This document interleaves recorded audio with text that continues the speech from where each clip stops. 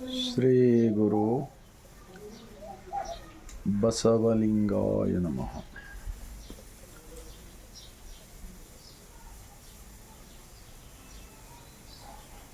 ಆರೋಗ್ಯವೇ ಭಾಗ್ಯ,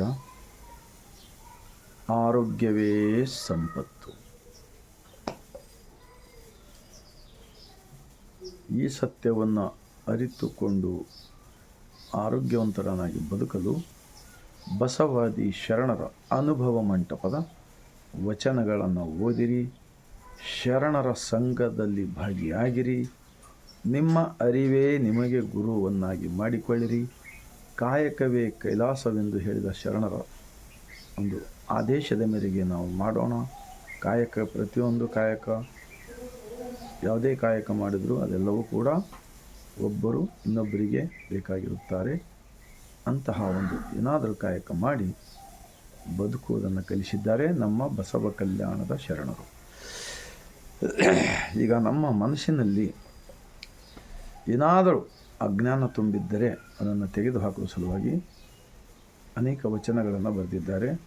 ಆ ವಚನಗಳನ್ನು ನಾವು ಆತ್ಮ ಅವಲೋಕನ ಮಾಡಿಕೊಳ್ಳೋಣ, ಆ ಮೂಲಕ ಬದಲಾವಣೆ ತಂದುಕೊಳ್ಳೋಣ ಎಂದು ವಿನಂತಿಸಿಕೊಳ್ಳುತ್ತಾ, ಈಗ ಒಂದು ಬಸವಣ್ಣನವರ ವಚನ. ಎನ್ನ ಚಿತ್ತವು ಅತ್ತಿಯ ಹಣ್ಣು ನೋಡಯ್ಯ, ವಿಚಾರಿಸಿದಡೆ ಹುರುಳಿಲ್ಲ ನೋಡಯ್ಯ. ಈ ಪ್ರಪಂಚಿನ ಡಂಬಿನಲ್ಲಿ ಎನ್ನದೊಂದು ಈ ರೂಪು ಮಾಡಿ ನೀವಿರಿಸಿದಿರಿ ಕೂಡಲ संगम देव. इस वचन का भावार्थ क्या होता है? यन्न चित्तवु अत्तिय हण्णु नोडय. जैसे कि जंगल में एक अंजूर के जैसा झाड़ होता है, फल लगता है उसको अंजूर के जैसा. उस फल देखने को बहुत खूबसूरत रहता है, कितने तोड़ के खा लें वजह से, लेकिन उसको फोड़ के देखो, एक दो कीड़े तो किसी हालत में मिलता है. हम बचपन में उसको फूक फूक कर निकाल कर खाए हैं. तो वैसा इस धरती पे कोई इंसान परिपूर्ण नहीं होता. जब बचपन में माँ की पेट से बाहर आने के बाद में 2-4 साल भगवान के स्वरूप में रहते हैं. उसके बाद में जैसे जैसे लोगों के पास बैठे वैसे वैसे विचार हमको इस शरीर के अंदर घुस जाते हैं. जब इंसान, सच्चा इंसान, अच्छा इंसान के पास बैठे तो अच्छा इंसान बनता है, बुरे लोगों के साथ बैठे तो बुरे लोग बनता है. तो यह सारे बुरे को निकालने के वास्ते हर एक गांव में अनुभव मंडप की ज़रूरत है, शरणों का संघ की ज़रूरत है, बोलते हैं महात्मा बसवण्णा जी. जब हम सेफ्टी रहते, आज अगर गलती हमारे से हो गई तो कल तो सुधार ले सकते हैं. अनुभव मंडप के अंदर अगर वो कुछ अनुभवी हमको नहीं मिला, अज्ञानता के अंदर पाखंडी लोगों के साथ बैठ गए, मूढ़ रूढ़ी के संगों में बैठ गए, हाँ, तो अंतर का आत्मा को हम नहीं समझे तो वो इंसान की ज़िंदगी बेकारी में चले आता है. ಇನ್ನೊಂದು ಬಸವಣ್ಣನವರ ವಚನ. ಬೆಳೆಯ ಭೂಮಿಯೊಳೊಂದು ಪ್ರಳಯದ ಕಸ ಹುಟ್ಟಿ ತಿಳಿಯಲಿಯದು ಎಚ್ಚರಿರಲಿಯದು ಎನ್ನುವ ಎನ್ನ ಅವಗುಣವೆಂಬ ಕಸವ ಕಿತ್ತಿ ಸಲುವಯ್ಯ ಲಿಂಗ ತಂದೆ ಸುಳಿ ತೆಗೆದು ಬೆಳೆಯುವೆ ಕೂಡಲ संगम देव. जैसे कि खेती करने वाले किसान, खेती को अच्छा साफ सफाई करना पड़ता है. उसके बाद में बारिश का रास्ता देखते हैं किसान. जब अच्छा बीज पेरता है, फिर उसके बाद में उसका घास उड़ता है, वो घास निकालना पड़ेगा, फालतू घास. जब वो पीक थोड़ा थोड़ा थोड़ा बड़ा हो जाता है, फूल लगता है,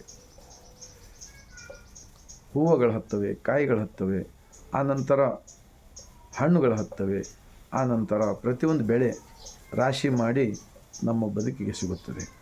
ಅದೇ ರೀತಿ ಈ ಮನುಷ್ಯನ ಶರೀರ ಕೂಡ ನಾವು ಆರೋಗ್ಯವಂತರಾಗಿ ಬದುಕಲು ನಮಗೆ ಶರಣರ ಸಂಘ ವಚನಗಳ ಅವಶ್ಯಕತೆ ಇವತ್ತಿನ ದಿವಸ ಎಲ್ಲರಿಗೂ ಬೇಕಾಗಿದೆ ಅಂತಕ್ಕಂಥ ಒಂದು ಸತ್ಯವನ್ನು ನಾನು ಅರಿತಿರುವುದರಿಂದ ತಮ್ಮ ಎದುರುಗಡೆ ಈ 2 ವಚನಗಳನ್ನು ಇಟ್ಟಿದ್ದೇನೆ. ತಮಗೆ ಮನಸ್ಸಿಗೆ ತಟ್ಟಿದೆ ಆದರೆ ತಮ್ಮ ಆರೋಗ್ಯ ಸುಧಾರಿಸಿಕೊಂಡು ಒಳ್ಳೆಯ ಆರೋಗ್ಯವಂತರಾಗಿ ತಂದೆ ತಾಯಿ, ಹೆಂಡತಿ ಮಕ್ಕಳು, ಮೊಮ್ಮಕ್ಕಳು ಕುಟುಂಬದಲ್ಲಿ ಎಲ್ಲರೂ ಸಂತೋಷದಿಂದ ಬದುಕಲೇಬೇಕೇ ಆಗಿದ್ದರೆ ಬಸವಾದಿ ಶರಣರ ವಚನಗಳ ಗ್ರಂಥ ಇವತ್ತಿನಿಂದಲೇ ಓದುವುದನ್ನು ಖರೀದಿ ಮಾಡಿರಿ, ಓದಿರಿ, ಅರ್ಥ ಮಾಡಿಕೊಳ್ಳಿರಿ. ಮತ್ತು ಮಣ್ಣು ಬಿಟ್ಟು ಮಡಿಕೆ ಇಲ್ಲ, ತನ್ನ ಬಿಟ್ಟು ದೇವರು ಇಲ್ಲವೇ ಇಲ್ಲ. ಈ ಸತ್ಯ ಇಡೀ ಜಗತ್ತವನ್ನೇ ಒಪ್ಪುತ್ತಾರೆ ಇವತ್ತಿನ 12ನೇ ಶತಮಾನದ ಬಸವಾದಿ ಶರಣರ ವಚನಗಳು. ಆ ಕಾರಣಕ್ಕಾಗಿ ನಾನು ಹೆಮ್ಮೆಯಿಂದ ಹೇಳುತ್ತೇನೆ, ನಾನು ಲಿಂಗ ಆಯತ. ನನ್ನ ಧರ್ಮಗುರು ಜಗಜ್ಯೋತಿ ಕ್ರಾಂತಿಯೋಗಿ ವಿಶ್ವಗುರು ಮಹಾತ್ಮ ಬಸವಣ್ಣನವರು. ನನ್ನ ಧರ್ಮಗ್ರಂಥ ಎಲ್ಲ ವರ್ಗದವರು ಕೂಡಿ ಅನುಭವ ಮಂಟಪದಲ್ಲಿ ಭಾಗಿಯಾಗಿ ಅನುಭವದಿಂದ ಆಚರಣೆ ಮೂಲಕ ಆನಂದಪಟ್ಟು ತಮ್ಮ ಆನಂದವನ್ನೇ ಜಗತ್ತಿಗೆ ಹಂಚಿದ ಆ ಶರಣರ ವಚನ ಗ್ರಂಥವೇ ನನ್ನ ಧರ್ಮ ಗ್ರಂಥವೆಂದು ಹೇಳಿಕೊಳ್ಳಲು ನಾನು ಹೆಮ್ಮೆ ಪಡುತ್ತೇನೆ ಎಂದು ಹೇಳುತ್ತಾ, ಈ ಭಾರತ ದೇशದಲ್ಲಿರ್ತಕ್ಕಂಥ 145 करोड़ भारतवासियों को ऐसा विचार पहुंचाने का काम कीजिए जब देशभक्ति की बातें सही होता है. इतना मैं बोलते हुए लास्ट में बसवा कल्याण की ज़मीन से और एक बार सभी को मैं सर झुकाकर शरण करता हूँ.